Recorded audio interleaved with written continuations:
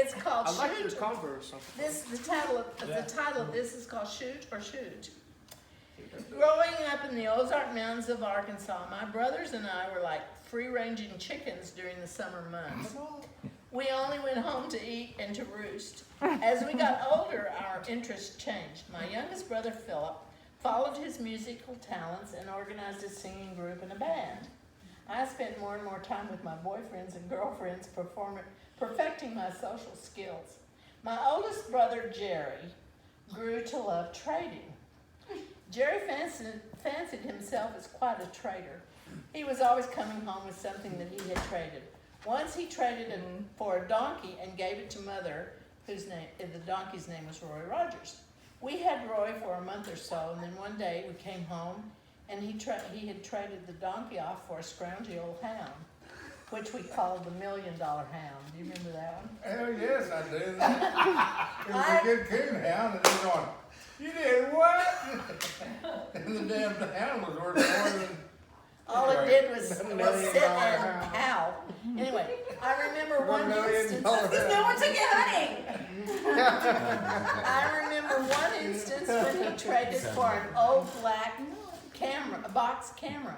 He thought he really had done well until he found out that it had a hole in the top of the case and couldn't take pictures without exposing the film. Cousin Shirley was living with us at the time, and is Aaron. Yeah, he's Okay. Let's see. Cousin Shirley was living with us at the time, and he talked her and me into patching the hole so he could trade the camera back again. We used white first aid tape, and then painted it black, and it looked pretty good, even if I do say so myself.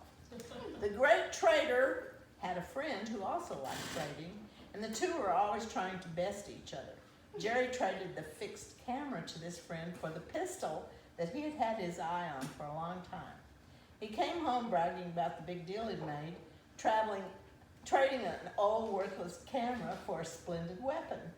He called us all together on the front porch to witness a demonstration of his new possession. Our parents weren't home and would not have let Jerry have this gun. So the minute they left home, we all three crowded around Jerry to watch him shoot his new gun. He carefully loaded it, pointed it out into the pasture, looked at us with a gleam in his eye, very carefully pulling the trigger, and instead of hearing the sound of a shot, we were treated with the ping of the barrel as it dropped off and rolled to the edge of the porch. Jerry looked at us with a sheepish grin and bent down, bent over, picked up the barrel and reattached it to the pistol, aimed once again toward the pasture, and ping, off it fell again. He tried over and over again, and every time Jerry pulled the trigger, the barrel fell off. What a deal he made.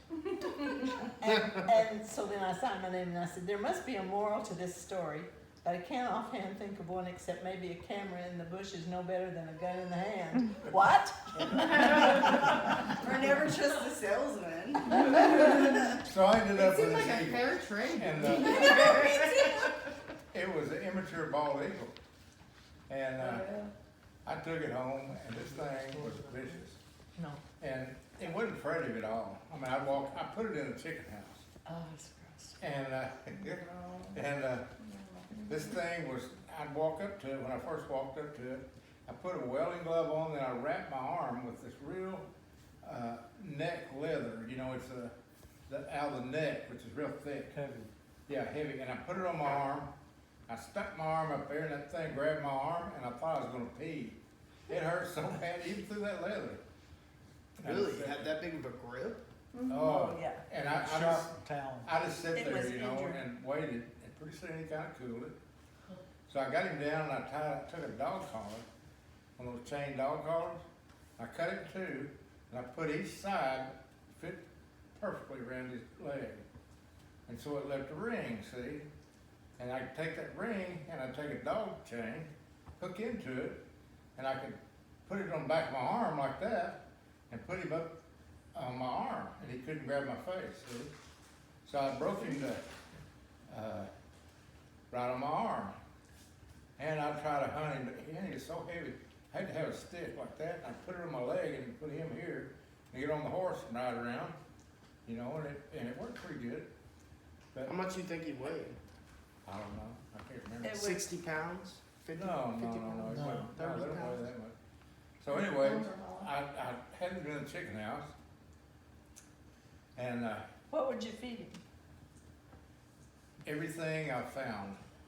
I drove one time, I had a suit on, I picked this girl up, and I was on a date, and I laid a perfect rabbit in the middle of the road, dead, been run over. I run, grabbed it, and threw it in the trunk. And this girl looked at me like I was crazy, but anyway, I fed that thing everything. Tell him about the gas story after that. Oh, I'm getting to it. So, I go to school and I'm just, any place to get something to feed the damn thing. It was eating, it ate a lot of food, you know. It would eat like a whole chicken every other day. So that's what I had to feed him. And, it's hard to get, you know, for a kid. And I'm at school and I thought, you know, one of these guys may have something like that. I said, hey, has anybody got any chickens? I need some of my eagle. And they go, what? I said, yeah. This guy says, hell, I got a rooster that'll kill that eagle. And I thought, oh, great idea. So Saturday come and we all gathered up at the chicken house. The front of it was chicken wire and everybody could see in it. So everybody bet their eye teeth on it. And I hadn't fed the eagle in 2 or 3 days and I knew he was hungry. So this kid showed up, he's got a fighting rooster with spurs on, and he said, now we gotta both start on the ground, because the eagle said, well, that's no problem, and I pushed the eagle up on the ground. And I was holding, I stood in front of him so he couldn't And see for that. those of you that aren't from around here, though, he means like an additional spur they have added to a rooster, like a Yeah, sign Fighting spur. And I got in front of the eagle so he couldn't see the damn chicken. And the guy says, okay, I'm ready. And I stepped aside and the chicken run up, stuck his head at that eagle. He grabbed it like that, flipped it over and took its guts out. And the guy looked at me and he says, don't let him eat them spurs, they're my daddy's.